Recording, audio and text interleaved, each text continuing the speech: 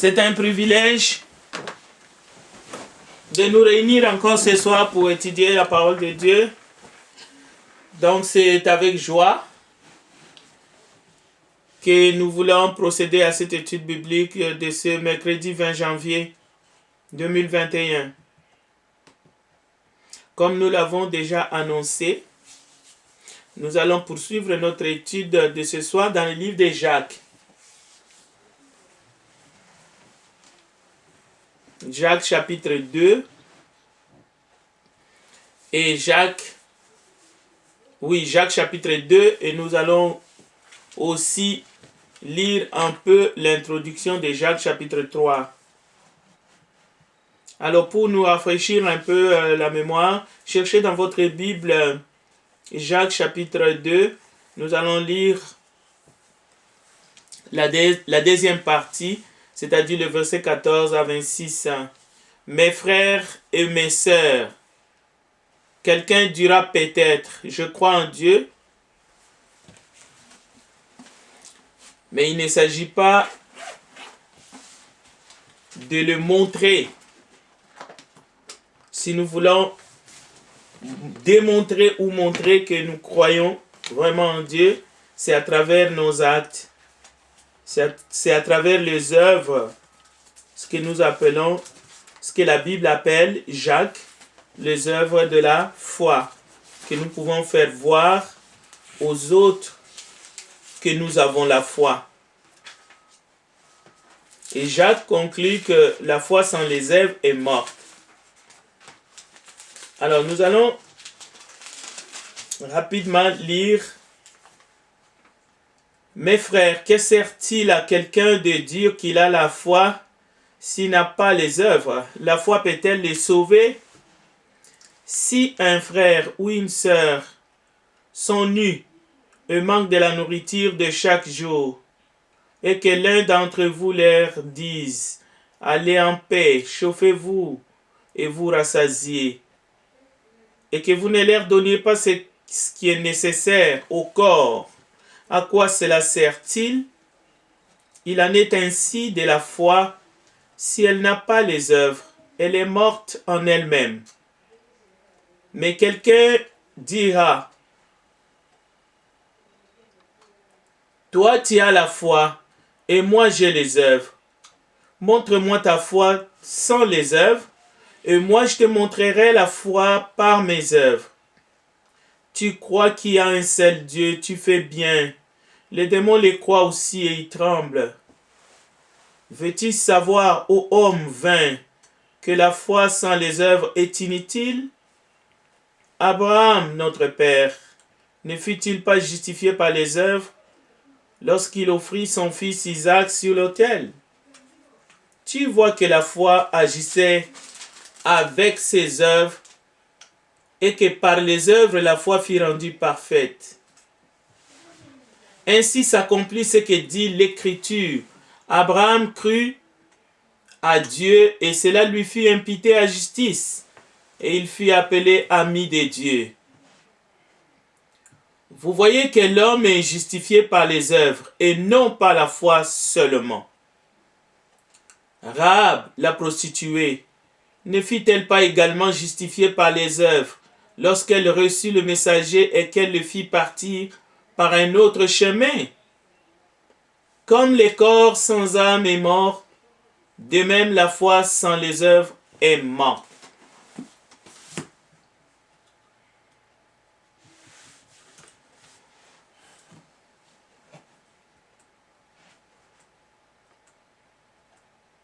Galates chapitre 3, nous lisons. Ô Galates dépourvus de sens, qui vous a fasciné, vous aux yeux de qui Jésus-Christ a été peint comme crucifié. Voici seulement ce que je veux apprendre de vous. Est-ce par les œuvres de la loi que vous avez reçu l'Esprit ou par la prédication de la foi? Êtes-vous tellement dépourvu de sens? Après avoir commencé par l'Esprit, voulez-vous maintenant finir par la chair? Avez-vous souffert en vain? Si toutefois c'est en vain, Celui qui vous accorde l'Esprit et qui opère de miracles parmi vous, les fait-il donc par les œuvres de la loi ou par la prédication de la foi? Au verset 10 du même chapitre, Galates 3, 10 et 11, écoutez ceci. Car tous ceux qui s'attachent aux œuvres de la loi sont sous la malédiction.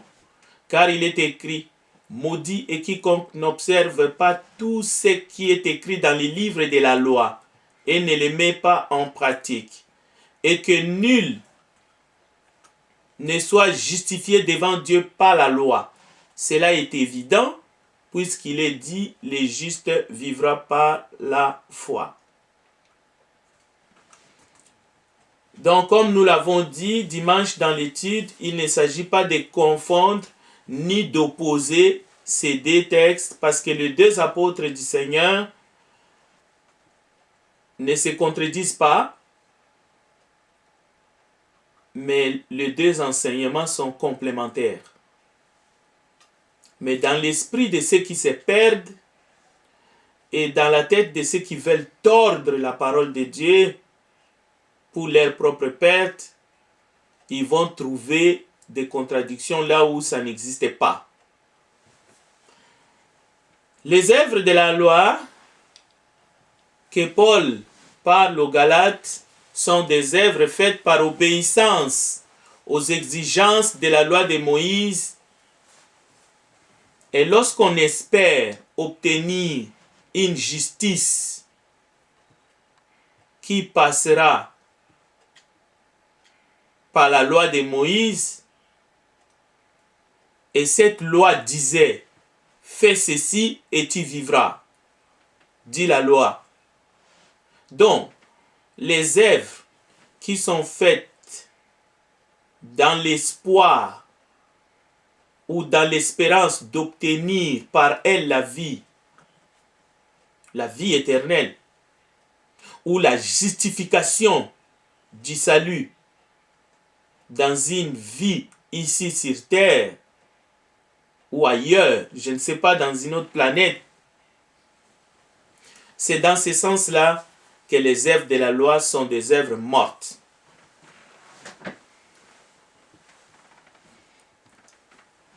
Les œuvres de la foi dont Jacques parle sont celles qui proviennent d'une foi vivante.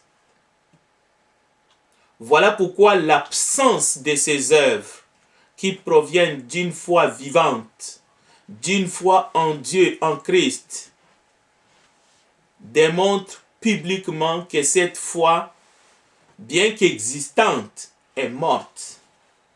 Parce qu'il ne s'agit pas de nier la présence de cette foi qui ne se manifeste pas par les œuvres de la foi, mais il s'agit de donner le vrai sens de cette foi qui, bien que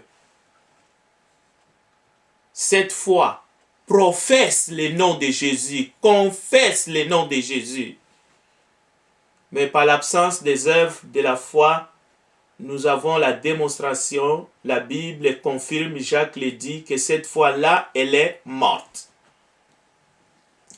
De la même façon, lorsqu'un homme est physiquement vivant, bien qu'étant mort spirituellement, cette personne existe. Parce que cette personne vit dans ce monde. C'est une personne qui consomme, qui achète et qui y peut être même parent, mère de famille ou enfant. Donc,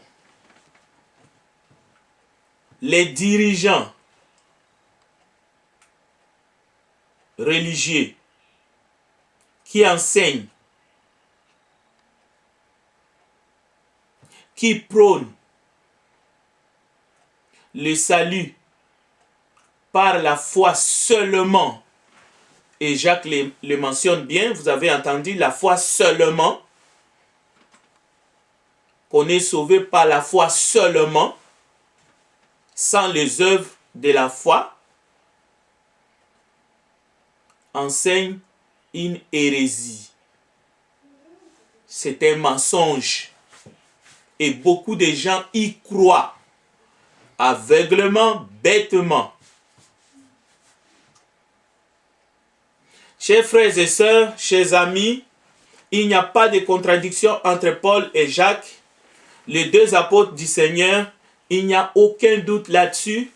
Ces deux textes sont entièrement complémentaires.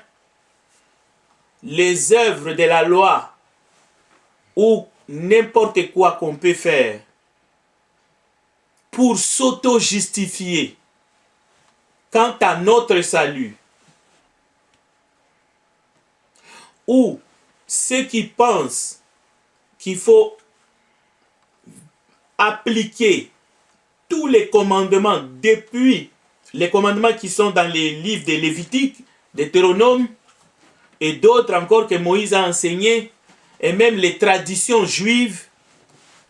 Au fait, Paul est en train de dire aux Galates, même si ce n'est pas pour justifier son salut, mais il faut accomplir toute la loi de manière rigoureuse.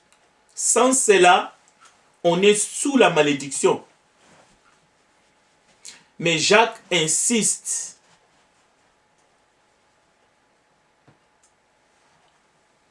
Écoutez bien, je vais vous lire un texte qui se trouve dans les livres dans la lettre de Paul à Tite, au chapitre 3 et au verset 8. Cette parole est certaine. Je veux que tu insistes sur ces choses afin que ceux qui ont cru Dieu s'appliquent à être les premiers dans les bonnes œuvres. Voici un exemple ici de la foi chez ceux qui ont cru au message de l'évangile, à ceux qui ont cru en Jésus. Ils doivent être les premiers dans les bonnes œuvres. Mais cela démontre aussi on ne trouve pas les bonnes œuvres que chez ceux qui ont cru. Mais ceux qui ont cru doivent être les premiers dans les bonnes œuvres. Cela veut dire, ceux qui ont cru en Jésus, ceux qui ont la foi vraie, ils sont sauvés pour accomplir les bonnes œuvres que Jésus-Christ a préparées. Mais par contre, notre salut, nous savons, il y a une œuvre, l'œuvre de Golgotha, l'œuvre qui nous apporte la grâce. Voilà, c'est à quoi Dieu peut ôter nos péchés. Mais encore une fois, il y a les incrédules ou ceux qui s'attachent aux lois mosaïques, qui veulent s'auto-justifier en pratiquant les œuvres de la loi avec l'idée que cela suffit pour leur justification devant Dieu. Alors ils disent, je ne suis pas si pire que ça, je ne fais rien de mal, les biens en moi, et plus que le mal que je fais à moi-même et aux autres, Dieu m'acceptera.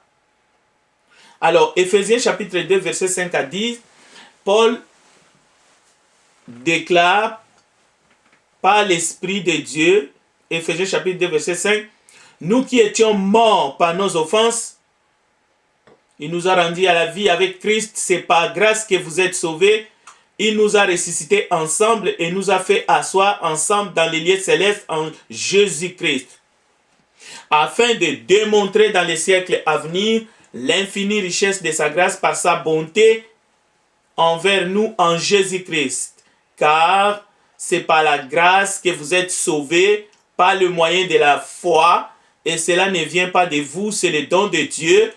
Ce n'est point par les œuvres, afin que personne ne se glorifie, car nous sommes son ouvrage, ayant été créés en Jésus-Christ pour des bonnes œuvres que Dieu a préparées d'avance afin que nous les pratiquions. Ça, c'est le verset 10. De Éphésiens chapitre 2, verset 5 à 10. Donc, il y a des choses parmi tant d'autres qui sont réprouvées dans l'épître de Jacques. Avoir égard à l'apparence extérieure des choses et des personnes. Ensuite, l'absence de bonnes œuvres de la foi dans la vie de ceux qui se disent disciples de Jésus-Christ. Jacques, de manière vigoureuse, est en train de déclarer haut et fort afin que personne ne se trompe là-dessus, parce que ça touche la question la plus importante qui est la question du salut. Mais il y a deux autres textes que nous voulons pas opposer dans la Bible, mais les regarder avec un regard lucide.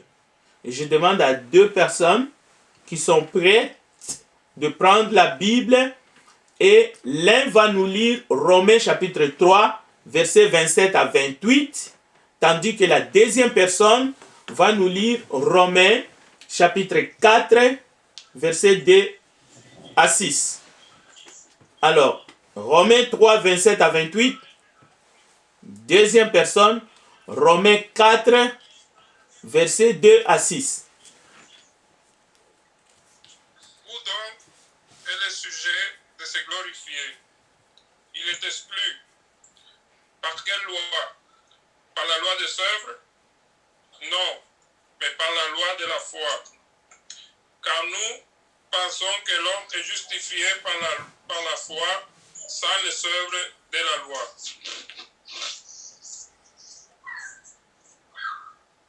Merci, frère Barnabé. Romains 4, 2 à 6.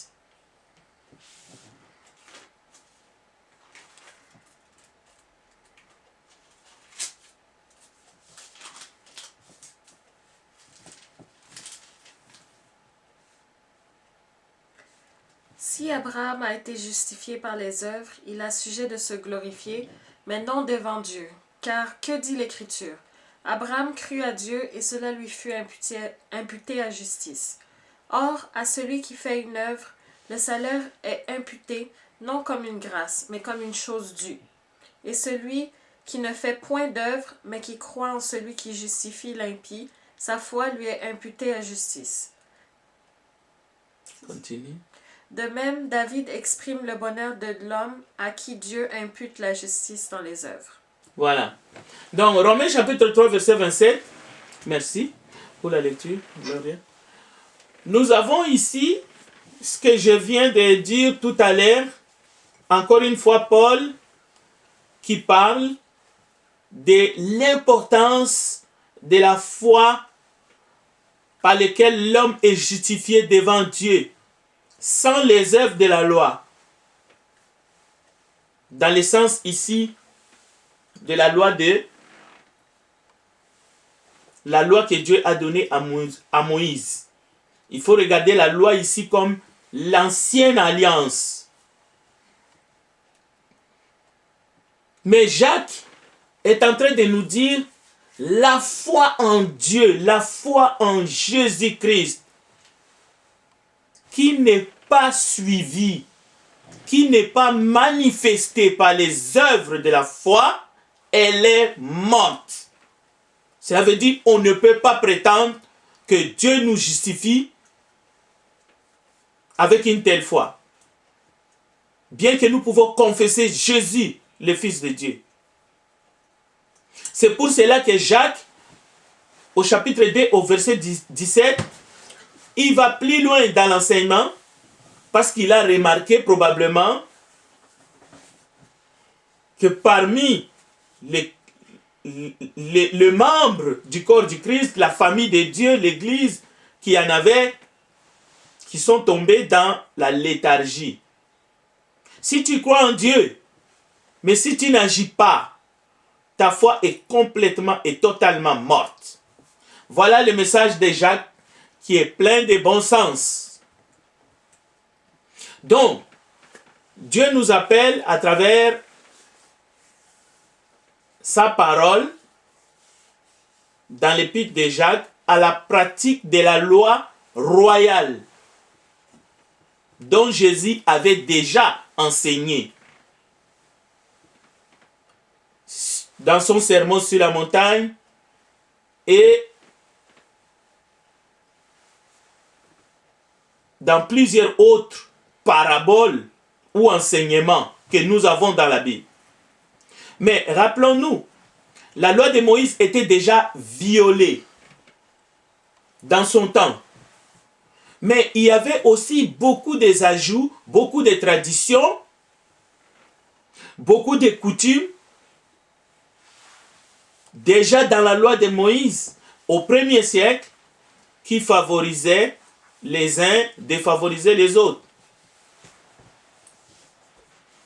Mais la loi que Dieu avait donnée à Moïse, cette loi était parfaite. Cette loi était stricte. Pourquoi nous disons que cette loi était parfaite? Pas dans le domaine du salut, dans le sens que cette loi était suffisante pour sauver, pour ôter les péchés. Autrement, Jésus ne serait pas venu. Mais la signature du législateur, c'est lui qui a donné cette loi. Quand nous disons la loi de Moïse, certains pensent peut-être que c'est Moïse qui a inventé ces choses. Mais voyez-vous, c'est tout ce qu'on a ajouté. Les traditions, le fait de ne pas bien appliquer non plus ce qui était prescrit. Par exemple, le mépris des pauvres. L'absence de l'amour de son prochain. Jésus revient, il appelle l'amour du prochain, il appelle l'amour de Dieu la loi de Christ ou la loi royale du Christ. Il rappelle ces deux plus grands commandements et il dit c'est la loi et les prophètes. Tu aimeras ton Dieu de toute ta force, de toute ta pensée et tu aimeras ton prochain comme toi-même. Il résume le tout. Et Jacques revient là-dessus. Nous allons voir cela tout à l'heure. Jacques va citer, par exemple, c'est lui qui a dit « Tu ne commettras pas d'adultère ». C'est le même qui a dit « Tu ne tueras pas ». Alors, regardez dans votre Bible, dans Jacques chapitre 2, versets 20 à 36, on ne va pas les lire. Nous avons un exemple. Abraham, qu'a-t-il fait? Par la foi, il a offert son fils Isaac. Un père allant mettre à mort son fils par la foi en Dieu. Nous savons qu'est-ce qu'il aurait fait s'il n'avait pas cru en Dieu. Nous savons. Il aurait refusé d'offrir son fils Isaac. De le mettre, de l'attacher et de le mettre sur le bûcher. S'il n'avait pas foi en Dieu, il aurait refusé ses commandements. Un deuxième exemple, Rahab a reçu le messager d'Israël. D'abord, il se sépare de son peuple. Il accepte de se séparer de son peuple, mais par la foi. Parce que, à temps normal, nous savons que c'est son acte. Qu'est-ce que cela veut dire? Si ce n'est de la trahison. On l'appellerait, et avec à juste raison, une mauvaise femme. Trahissant son pays. Trahissant le drapeau de son pays. Mais cette femme prostituée des professions, elle a agi vraiment elle a démontré une foi exemplaire. Elle a tout sacrifié en agissant par la foi à un Dieu qu'elle ne connaissait pas bien. Donc, nous comprenons ici que les deux exemples que Jacques nous donne, au verset 20 jusqu'au verset 36, que sans la foi, ces deux personnes, un homme et une femme, n'auraient pas agi à contre-courant, à contre-sens, contre tous les bons sens humains. Et Jacques dit, la foi sans les œuvres est comme le corps sans l'âme. C'est une image forte. Il n'y a pas d'image aussi forte qu'un cadavre sans vie. Jacques ne dit pas que les œuvres nous justifient devant Dieu. Cela ne fait pas partie de son enseignement. Mais il dit simplement, l'absence des œuvres de la foi, c'est comme un corps sans vie, un corps sans âme. Mais qu'est-ce que c'est que la foi? Hébreux 11, verset 6 nous définit la foi d'une manière un peu... Or, sans la foi, il est impossible de lui être agréable. C'est-à-dire que l'absence de la foi nous rend désagréables devant Dieu. Dieu ne peut pas se plaire, Dieu ne peut pas trouver son compte si la foi est absente. Car il faut que celui qui s'approche de Dieu croit que Dieu existe et qu'il est le rémunérateur de ceux qui le cherchent. Donc, si la foi est là, la conséquence, c'est que les œuvres doivent suivre. Quelqu'un dira, mais beaucoup de gens agissent comme des automates, comme des distributeurs automatiques. On les voit, ils sont partout dans les domaines humanitaires. Ils sont partout. C'est des activistes. La question est de savoir quel est le mobile. C'est des humanistes. Jacques vient de nous enseigner. Et même l'auteur de l'Épistolie aux Hébreux. Sans la foi, il est impossible de lui être agréable. Il est possible que les gens sans Christ fassent un certain nombre d'actions, des bonnes actions, des charités. Cela est juste. On peut même dire c'est normal. C'est dans la nature humaine parfois. Même si cette nature-là est vendue au péché depuis la chute dans le jardin d'Éden. Mais vous verrez que une mère, en tout cas, même s'il y a des mères qui vont dévorer leur propre bébé, ou il y a, même chez les animaux, on peut trouver cela, mais souvent, il y a cet instinct maternel ou paternel qui fait que l'être humain, ou même dans la zoologie, dans la botanique, on va voir ces réflexes de bonté. Mais dans l'épître de Jacques,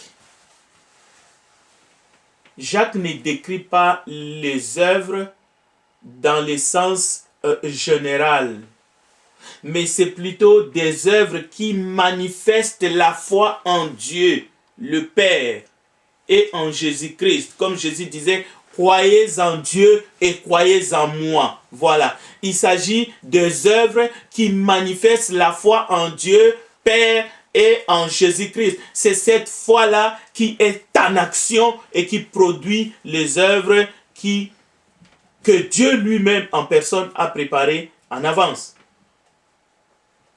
C'est le cas d'Abraham, un serviteur de Dieu honorable. Voilà pourquoi il a agi et parfois nous sommes étonnés. On ne devrait pas être étonné. Parce que c'est la foi en Dieu qui a fait qu'il a agi. Et Hébreux chapitre 11. Ruth la Moabite. une pauvre femme ressortissante d'une nation abominable. Moab. Mais voilà, elle a agi. Mais elle n'a pas agi n'importe comment. Elle a agi par la foi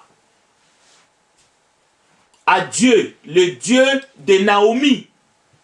Ton Dieu sera mon Dieu. Et aujourd'hui, Ruth, voilà encore un témoignage. Cela veut dire qu'elle avait une foi appropriée. Ses œuvres appropriées qui démontrent sa foi au Dieu d'Israël. Donc, il n'existe pas une seule personne sur la planète qui peut prétendre respecter la loi. On parle de l'autre côté de Moïse dans sa totalité et ses commandements. Il n'y en a pas. Il n'y en a pas quelqu'un, parce que dans Matthieu chapitre 19, nous avons un exemple typique. J'anticipe les questions. Un homme s'approcha et dit à Jésus, Maître, que dois-je faire de bon pour avoir la vie éternelle? Il lui répondit, pourquoi m'interroges-tu sur ce qui est bon? Un seul est le bon. Si tu veux entrer dans la vie, observe les commandements. Lesquels? Lui dit-il. Jésus répondit, tu ne tueras point, tu ne commettras point d'adultère, tu ne déroberas point, tu ne diras point de faux témoignages. Honore ton père et ta mère, et tu aimeras ton prochain comme toi-même. Le jeune homme lui dit, j'ai observé toutes ces choses. Que me manque-t-il encore? Donc vous comprenez que le jeune homme mentait. Jésus lui dit au verset 21, si tu veux être parfait, va, vends ce que tu possèdes, donne-le aux pauvres et tu auras un trésor dans les ciels, puis viens et suis-moi. Après avoir entendu ces paroles, le jeune homme s'en alla tout triste, car il avait des grands biens. Et Jésus dit à ses disciples, je vous l'ai dit en vérité, un riche entrera difficilement dans le royaume des cieux.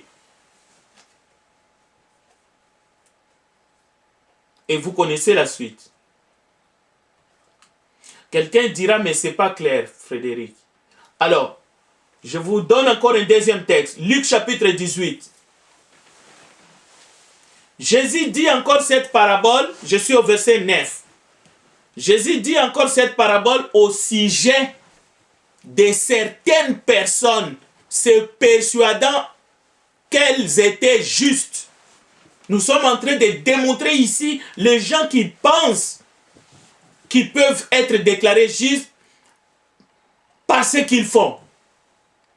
Même s'ils le font au nom de Dieu, même si au nom de Jésus. Mais ici, ce sont des gens qui étaient accrochés à la loi et qui voulaient se justifier que eux, ils obéissaient à toute la loi, mais à toute la loi. Mais regardez quelqu'un ici, peut-être que c'est votre cas. Vous persuadez que vous êtes plus juste que les autres. Alors Jésus continue au verset 10. Deux hommes montèrent au temple pour prier. L'un était pharisien et l'autre publicain. Le pharisien debout priait ainsi en lui-même. Ô Dieu, je te rends grâce de ce que je ne suis pas comme le reste des hommes qui sont ravisseurs, injustes, adultères ou même comme ces publicains. Je jeûne 2 fois la semaine, je donne la dîme de tous mes revenus. Les publicains se tenant à distance, vous voyez la liste, hein, et cette liste peut être longue.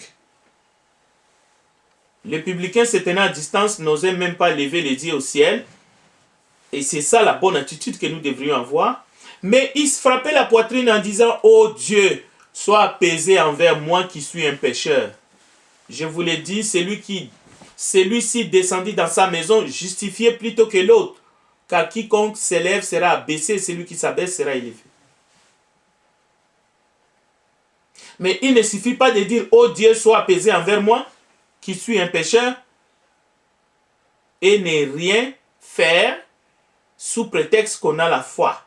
Cette foi est morte.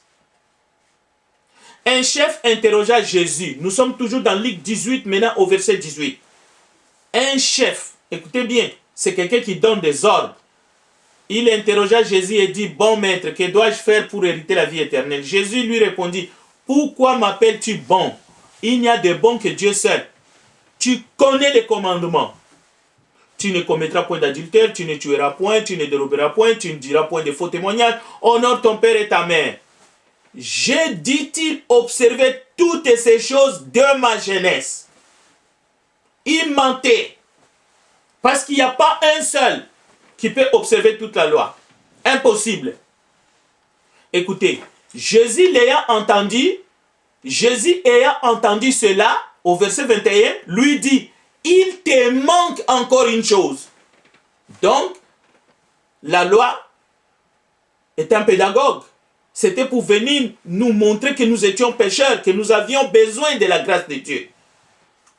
Donc, l'enseignement de Jacques n'est pas là pour qu'on se regarde dans le miroir et on dit, moi, voici ce que j'ai fait, voici ce que j'ai fait, ainsi de suite. Mais en même temps, les œuvres bonnes que Dieu a préparées en avance pour ceux qui aiment Dieu, pour ceux qui croient en lui, si nous ne l'appliquons pas, notre foi est morte. Nous sommes pires que les démons. Alors, Jésus vient de dire à ses chefs, tu dis que tu as observé toutes ces choses depuis ta jeunesse, mais il te manque encore une chose. Laquelle? Vends tout ce que tu as, distribue-les aux pauvres et tu auras un trésor dans les cieux. Ces deux textes vraiment se ressemblent dans Matthieu et dans Luc 18. Et Jésus ajoute, écoutez, il ne dit pas seulement va, vends tout ce que tu as et distribue-les aux pauvres. Non, ça ne s'arrête pas là. Ce serait bon, n'est-ce pas? Je connais quelqu'un qui a dit, à la fin de sa vie, il va donner les 2/3 de sa fortune, il va les donner aux œuvres caritatives. Mais c'est seulement après sa mort. Mais même après sa mort, lorsqu'on vérifie, l'œuvre caritative où lui, il a dit qu'il va donner ces choses-là, c'est un organisme à but non lucratif qui lui appartient, que lui-même il a fondé. Je ne citerai pas son nom. Parce que c'est un homme puissant selon le monde. Mais ce n'est pas que j'ai peur de lui.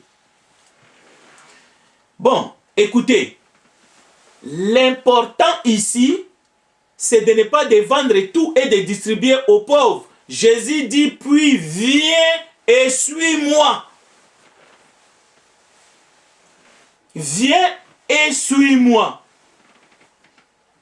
Lorsqu'il entendit ces paroles, il devint tout triste car il était très riche. Jésus, voyant qu'il était devenu tout triste, dit encore une fois qu'il est difficile à ceux qui ont des richesses d'entrer dans le royaume de Dieu. Et souvent, lorsque nous lisons ces textes, nous essayons de discutailler autour de aller vendre et ainsi de suite.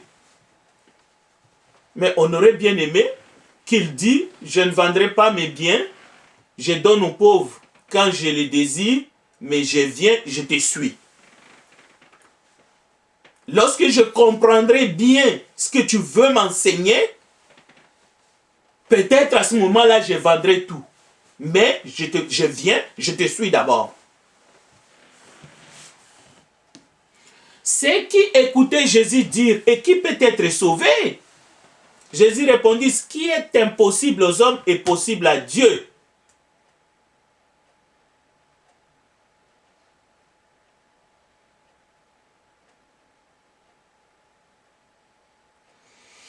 Bien. Pour terminer, depuis que le monde est monde, nous avons entendu parler de Dieu, du jardin d'Éden, avec Adam et Ève. Mais plus important encore, il n'y a eu que deux régimes. Le régime de l'Ancienne Alliance, qui a servi pour que nous puissions être placés sous le régime de la grâce.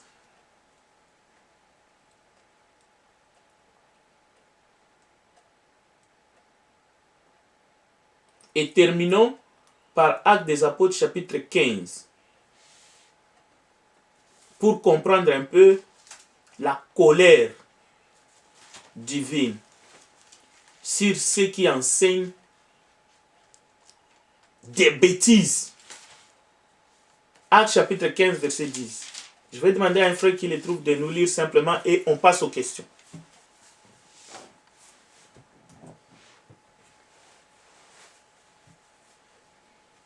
Actes chapitre 15, le verset 10. Tu peux lire?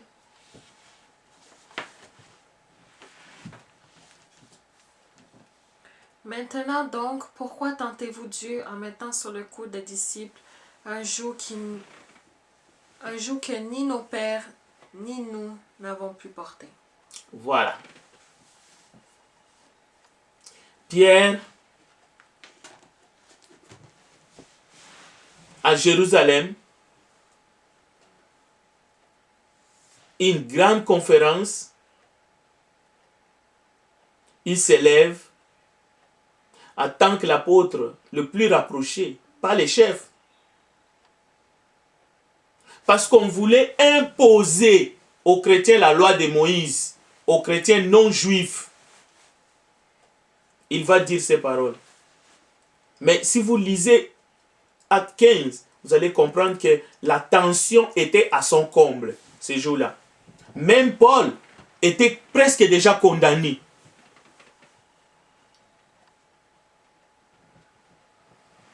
Alors Pierre dit, pourquoi donc maintenant vouloir provoquer Dieu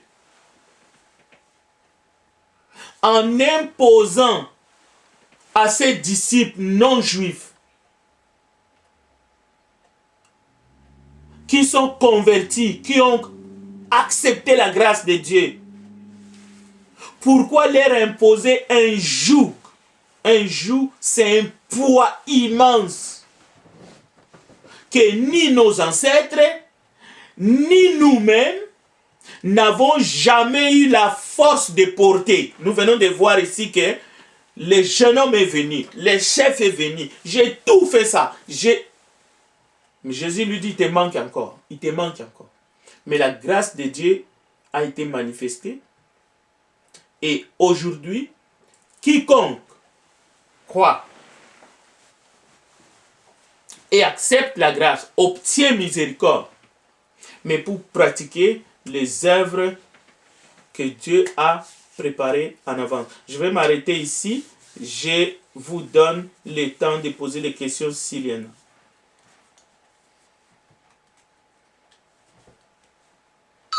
Merci, Frédéric.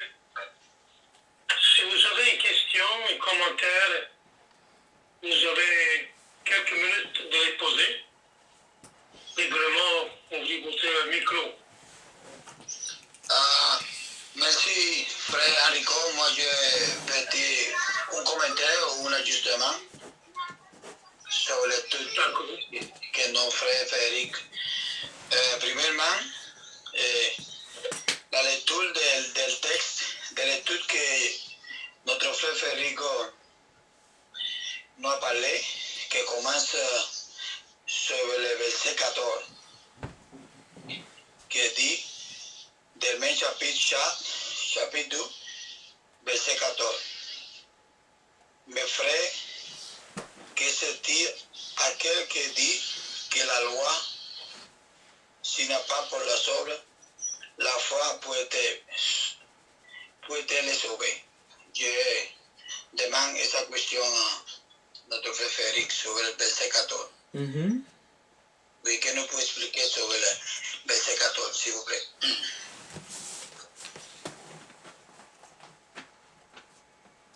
Jacques chapitre 2, Verset 14. verset 14. Oui, je vais les lire simplement.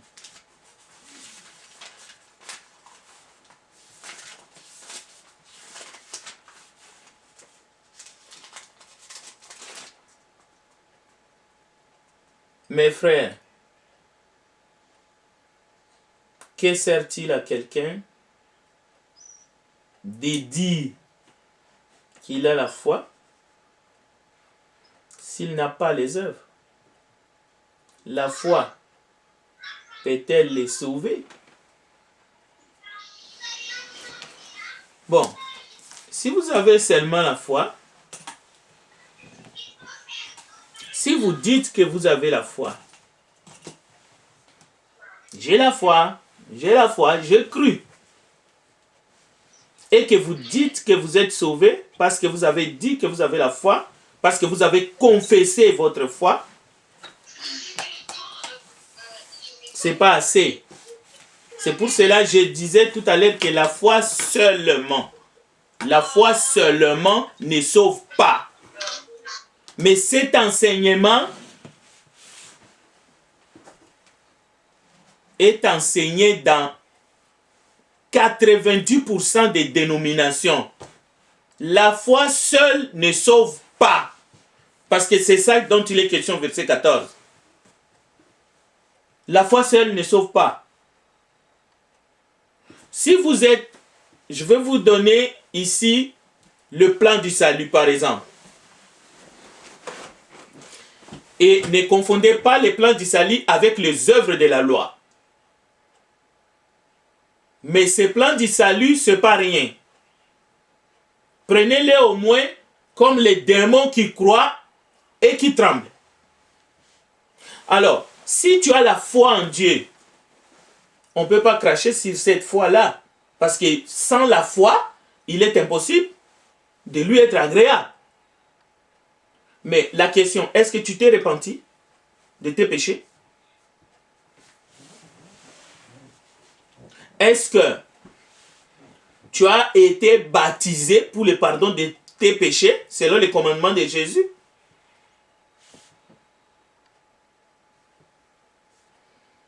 Et si tu as été baptisé, est-ce que tu persévères dans l'enseignement des apôtres, dans la fraction du pain et dans la communion fraternelle?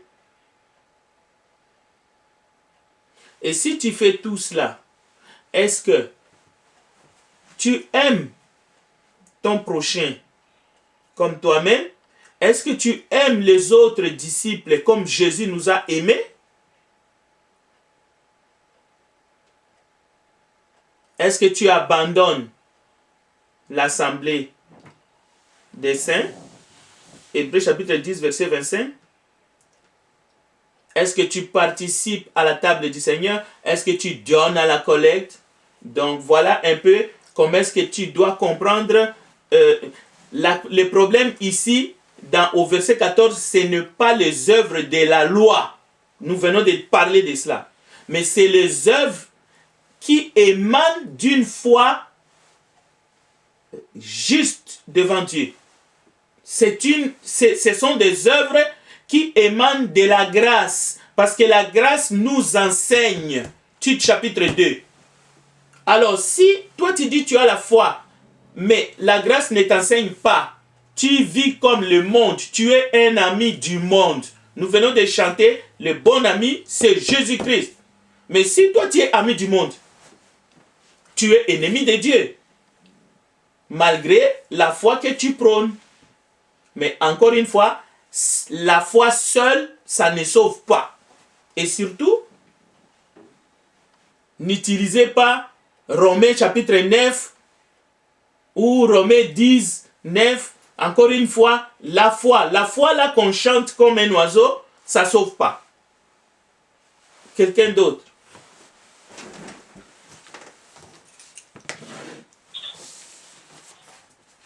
Je voulais juste mentionner que c'est déjà 8 heures, donc